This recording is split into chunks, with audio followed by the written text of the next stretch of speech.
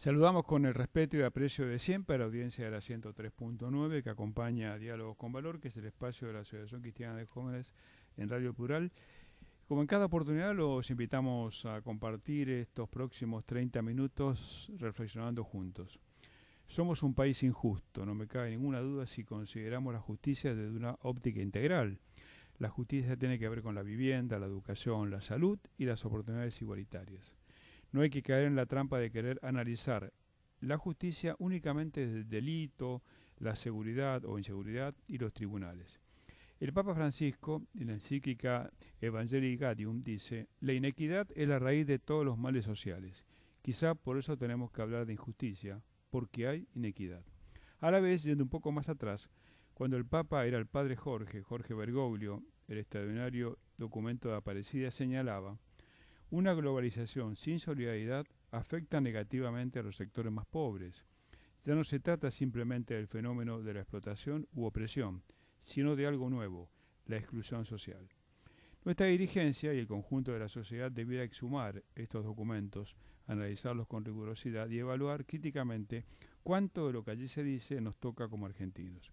Desgraciadamente, nos afecta mucho más de lo que el sentido común puede aceptar sin avergonzarse. Padecemos un problema de oferta laboral, tanto en cantidad como en calidad. El 40% de los trabajadores se ubican en el mercado informal con una alta precarización y salarios que no alcanzan en cuanto a montos el 50% de los que se hallan en la formalidad. Obviamente, sin la mínima cobertura en materia social e hipotecando severamente el futuro una vez que pasen los años y la jubilación sea un refugio negado para ellos. Hablar de educación es referirnos crudamente a velocidades distintas. Los pobres o empobrecidos abandonan los estudios de manera abrumadora. Veamos al respecto lo que sucede en la deserción que se produce en el nivel secundario. Es pavoroso. Más todavía, preguntémonos cuántos pobres acceden al nivel universitario y de ese porcentaje mínimo, ¿cuál llega, o qué porcentaje de ese porcentaje mínimo, valga la redundancia, llega a la graduación? Este rápido diagnóstico no agrega nada nuevo, son datos más o menos conocidos y a la vez más o menos desoídos o tratados con superficialidad. No hay destino con esperanza con un 27% de pobres en el país. Debemos hablar de este tema con profundidad y compromiso. Tenemos que salir de la pasividad de la platea para subirnos al escenario como sociedad civil y protagonizar una obra virtuosa que nos lleve a un cambio de paradigmas. Para conversar sobre estas cosas de la vida, hemos convocado a una muy querida e inteligente amiga y una profesional también de cuantía. Se trata de Milagros Oliveras, a quien ya le decimos: hola Milagros, un gusto tenerte en Diálogos con Valor Hola. y bienvenida. Muchas gracias, Norberto, por la invitación. ¿Somos una sociedad adolescente o una sociedad que irá aumentando sus niveles de responsabilidad? ¿Cómo nos ves como sociedad? Vos que Bueno, yo creo que somos muy jóvenes, la verdad. Cuando escuchaba el otro día con toda la cuestión de la intento de independencia que tiene Cataluña en este momento en España, decía no, porque nosotros hace 400 años, y yo pensaba, claro, si pudiéramos hablar de esos centenares de años en Argentina, ¿no? Somos muy jóvenes para mí, sí. sinceramente, y todavía necesitamos madurar mucho, mucho como sociedad. ¿Y nos ves en el camino correcto o todavía te parece que tenemos que enderezar el rumbo? ¿Cómo lo...? Bueno, como madre de adolescentes te puedo decir que los adolescentes tienden, mejor dicho, a realmente intentar y tropezar con piedras y ojalá, y esa es responsabilidad de los adultos también, en este caso en una sociedad de los responsabilidad sería de los líderes, de poder reorientarnos y corregir errores, aprender sobre todo los errores. Y más que nada, para mí, el mayor aprendizaje es entender que todos los actos tienen consecuencias. Es tan simple como eso, pero todas las decisiones que tomamos, todos los actos que ejecutamos tienen consecuencias. Y por eso estos 12 años de gobierno de Cristina tienen consecuencias y hoy buenas y malas, porque seguramente habrá Claro. cosas para rescatar. Pero aquellas que haya que corregir, bueno, es fundamental hacerse cargo y poder corregirlas. Vos dijiste, empleaste dos términos que son muy importantes. El primero es error. y aprender de los errores. Ujú. Viste que cuánto nos cuesta como sociedad, ¿no? El error parece una cosa terrible y es el mejor sistema de aprendizaje, el error. Bueno, lo que pasa es que cuando te escuchaba pensaba en la cultura del esfuerzo, del Ujú. trabajo y la meritocracia también, como conceptos que me parecen fundamentales también de no perder y de promover, ¿no? Claro, Porque de alguna manera en una sociedad acelerada que va a una velocidad en donde todo está medido desde el éxito y el éxito también muy relacionado con el dinero y el consumo, es difícil que se valore la cultura del esfuerzo. Entender, yo estoy de vuelta volviendo a los adolescentes y además estamos en una sí, entidades, ¿no? institución de jóvenes. La verdad es que estoy justamente viviendo el paso de la secundaria a la universidad y hablando mucho de este tema con mi hijo y entendiendo que, bueno, que recibirse ahora es comenzar otros 5 años y que va a tener que pasar por un montón de esfuerzo, que va a tener que aprender y que en definitiva, bueno, será reconocido en base a ese mérito que tendrá del esfuerzo y la inversión de tiempo y trabajo que ponga en el estudio, ¿no? Entonces, Claro. y como sociedad eso es muy importante. Lo mismo que la cultura del trabajo. Es fundamental de promover y de entender, Pues sabés que te acordás de Toti Flores, por ¿no? Que supuesto, claro. viajamos Sí, sí, juntos sí. a Israel hace un par de años atrás.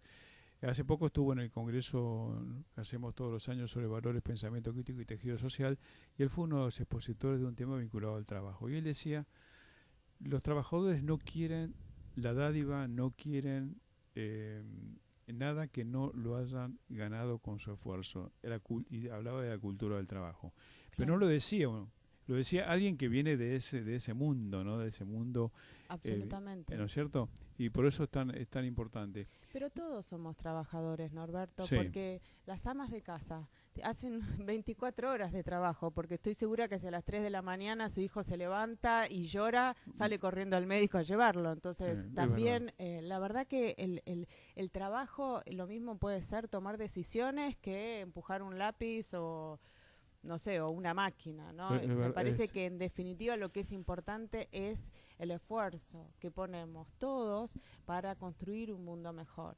Y algunos los hacen generando empleo, otros trabajando, otros liderando, otros estudiando, pero cada uno, me parece, que es importante que busque construir el bien común del que habla el Papa Francisco sí, también, ¿no? El otro día me enviaron un video y lo recordaba también cuando te escuchaba, de cómo le preguntan de qué forma evangelizar, de qué forma, lo habrás seguramente sí, escuchado, pero quería compartirlo con la sí. audiencia, y él responde haciendo política, ¿no? Porque es la primera forma de caridad para promover y buscar el bien común. Yo me quedé muy impresionada justamente con ese video, porque si pudiéramos entender la política realmente de esa manera, Claro. ¿no? Como una construcción en la cual desde lugares de liderazgo, desde lugares estratégicos, ya sea en el Congreso, en el Ejecutivo, no importa, desde cualquiera de los lugares que los políticos o incluso los responsables de la administración pública, ¿no? O sea, ven y entienden que están construyendo un espacio, una sociedad para que todos podamos acceder a más trabajo, a más salud, educación, etcétera, realmente la política se vería como algo mucho más valorado y hasta incluso un lugar, como decíamos antes, para llegar debido a la meritocracia, ¿no? O sea, Claro. debido al mérito y a lo que has hecho en tu vida y que fuera casi como un premio poder llegar a esos espacios. A vos te parece que, bueno, hace pocas semanas hemos elegido el nuevo presidente? ¿A vos te parece que entramos en una etapa donde es posible aspirar a un cambio aún de la dirigencia política en esto de entender lo de la cultura del esfuerzo, lo de la meritocracia, lo de abrir oportunidades, de ver el mundo de otra manera? ¿Te parece que entraríamos en esa posibilidad, en esa sintonía? Bueno, creo que sí, definitivamente, porque me parece que, y yo, como bien sabes, no pertenezco al PRO ni a su partido, pero sí pertenezco a aquellos que creen que primero la alternancia en la democracia es fundamental. Claro, Así que eso creo que es bárbaro en ese sentido que hayamos podido cambiar hoy de color partidario. En segundo lugar, me parece que el PRO ha demostrado que ha construido de cero una estructura partidaria, ha construido alianzas, ha demostrado ejercer en el gobierno de la ciudad la administración pública, y con éxitos y de vuelta fracasos, pero creo que ha demostrado realmente que ha sido en base al trabajo y al esfuerzo. Así que sí me parece que viene un cambio. De todas maneras, también soy una persona con mucha esperanza, que cree fervientemente en que todos los seres humanos tendemos hacia una evolución positiva, que a veces es más rápida, a veces es más lenta. Pero sí me parece que aún en los momentos malos de las sociedades, luego viene una etapa en donde aprendemos de ese error. Yo estoy particularmente ahora casi más preocupada que por Argentina, preocupada por Europa, muy preocupada por Europa. Y bueno, y también por supuesto por Israel, a donde Sí. fuimos juntos.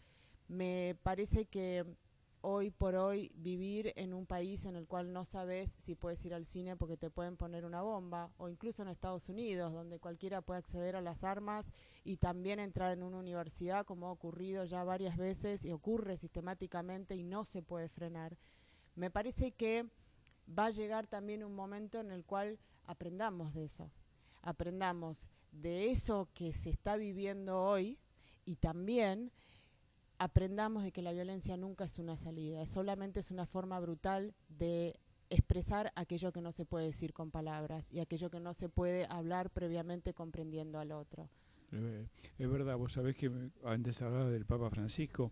Hace pocas semanas leía una homilía de él en Santa Marta. Te comento que en junio pasado tuve la oportunidad de estar en la misa con él en Santa Marta, que era lo que estaba buscando, ¿no? Fui con mi mujer y tuvimos una charla muy interesante, recordando cuando él era arzobispo de Buenos Aires, y lo encontré con un ánimo extraordinario en momentos porque los momentos complejos se vienen sumando. Pero hace pocas semanas decía: Jesús llora. Está cercana, algo parecido, está cercana la Navidad. Estarán las luces, estarán los arbolitos, y agregaba: todo maquillado, porque el mundo no ha aprendido a vivir la paz. Y eso, escribí un artículo para un medio que me pidieron, en lugar de tomarlo como un elemento derrotista, hay que tomarlo como una alerta. Sí, esto está pasando, pero no para que, volviendo a la esperanza, no Claro. para que nos caigamos, sino para recuperar el sentido de la esperanza. Totalmente, y para que recuperemos los recuerdos y el valor de lo que aprendimos ya en guerras pasadas, Claro. en momentos anteriores. Nosotros, el mundo entero, ha vivido ya demasiados genocidios, demasiadas guerras, demasiadas luchas como para seguir pensando que la fuerza, la violencia, las armas son la salida. De todas maneras, cuando te escuchaba pensaba qué es lo que nos lleva como seres humanos a querer matar al otro. Y me parece que es un exceso de codicia, de individualismo, Sí. que obsesiona a la persona con querer más. Pero es más en el afuera y no más en el adentro. Por supuesto. ¿No? Y eso creo que por eso es tan fundamental el desarrollo de la espiritualidad, de los verdaderos valores, entender que no viene en el afuera, porque ¿qué lleva a un país a matar a otro? Creer que sus ideas son más fuertes que las mías, o antes cuando se luchaba por tierras, creer que necesito más tierras, o conquistar y oprimir al prójimo porque así voy a ser mejor, voy a ser más. Y me parece que por eso la promoción de los valores, la promoción del desarrollo espiritual interno de la persona es tan importante para entendernos como individuos que crecemos en tanto respetamos al otro.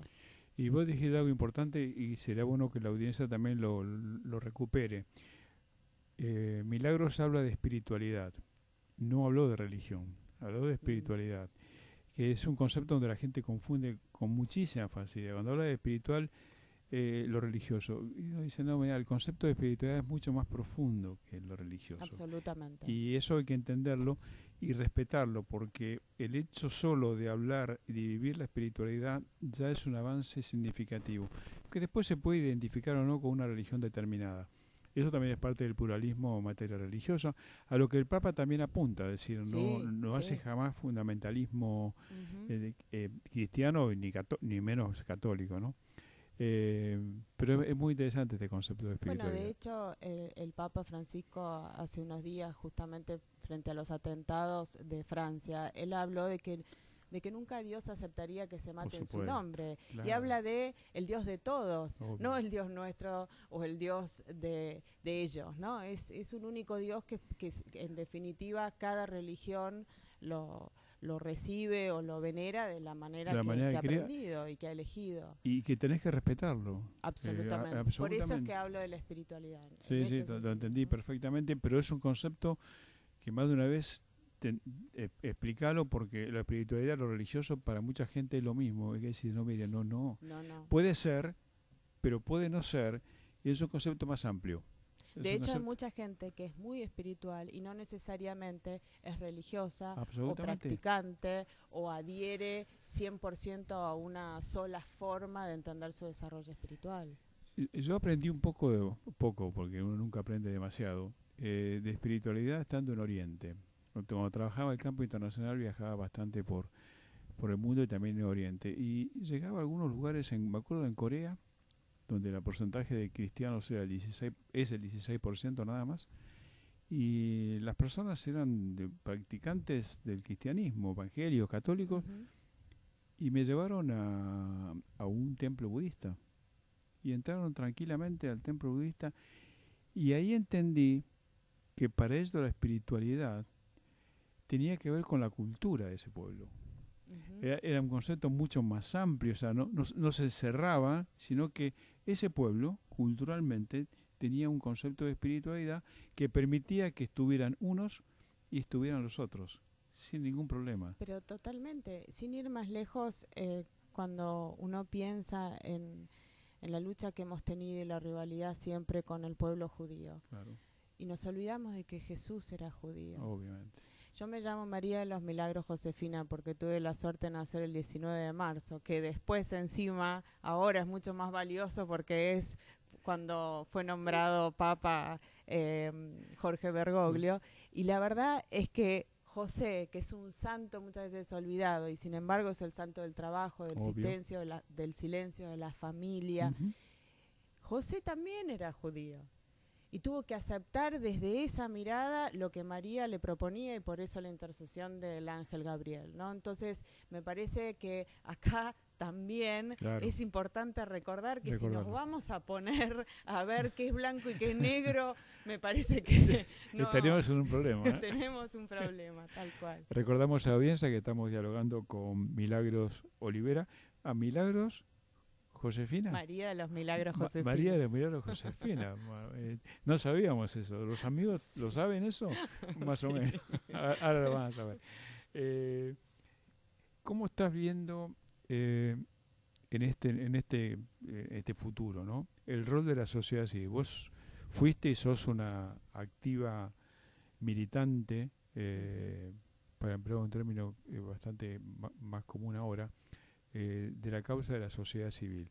¿Ves una sociedad civil fortalecida? ¿Ves una sociedad civil que entiende su rol político? ¿Ves una sociedad civil con cierta atonía? ¿Cuál es tu impresión sobre esto? Bueno, a mí me gustaría antes hacer una distinción, ya que estamos tan prolijos con los términos, y entender que sociedad civil implica muchas cosas. Implica también al ciudadano como individuo, si queremos, porque es una sociedad que no está dentro del Estado, digamos, enmarcada del Estado y que no se puede definir tampoco dentro del sector privado, de las empresas que en definitiva tienen como objetivo generar lucro, que también es a través de la generación de empleo, ¿no? Claro. Por eso la sociedad civil incluye también, por ejemplo, a las universidades o incluye a los clubes, incluye a muchas organizaciones e instituciones, pero también a grupos informales, ¿no? A redes. Entonces, si te respondo pensando en las organizaciones de la sociedad civil,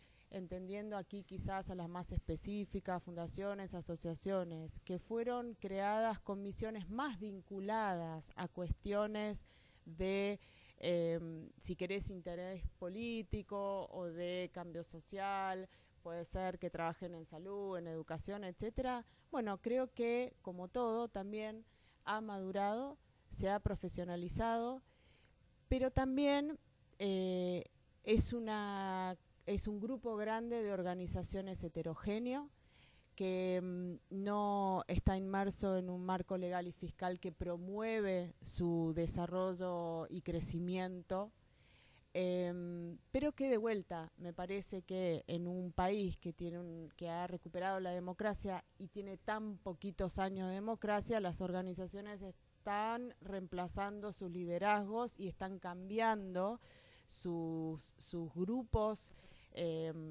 los grupos que la conforman, ¿no? Es decir, bueno, yo tengo 46 años, ¿no? No tengo nunca problema en decir mi edad. Y la verdad es que cuando empecé a ser más activa en organizaciones de la sociedad civil y tuve la suerte de dirigir varias, la verdad que estaba en mis 30, ¿no? Y con toda esa vocación de cambio y esa fuerza. Bueno, hoy ya pertenezco a los grupos que probablemente estamos más metidos en la actividad política o desde una mirada un poco más aguda, dándole lugar también a liderazgos más jóvenes que vienen más profesionalizados, que entienden sus lugares dentro de las organizaciones como espacios profesionalizados, donde van a esperar un sueldo coherente, donde van a esperar trabajar en blanco, digamos. Entonces, eso también va a presionar y a generar cambios institucionales fuertes dentro de estas organizaciones. Nosotros, los primeros grupos, estábamos más empujados por una pasión y casi un voluntarismo que nos llevaba a hacer las cosas con más aceptación y desprolijidades, si querés, ¿no? Yo siempre recuerdo que Juan Carr, que es uno de los grandes líderes de la sociedad civil, dirige una organización que no tiene personería jurídica, ¿no? Entonces, eso me parece que hoy sería impensable. Claro, es verdad. ¿Vos crees en el rol político de las organizaciones de la sociedad civil?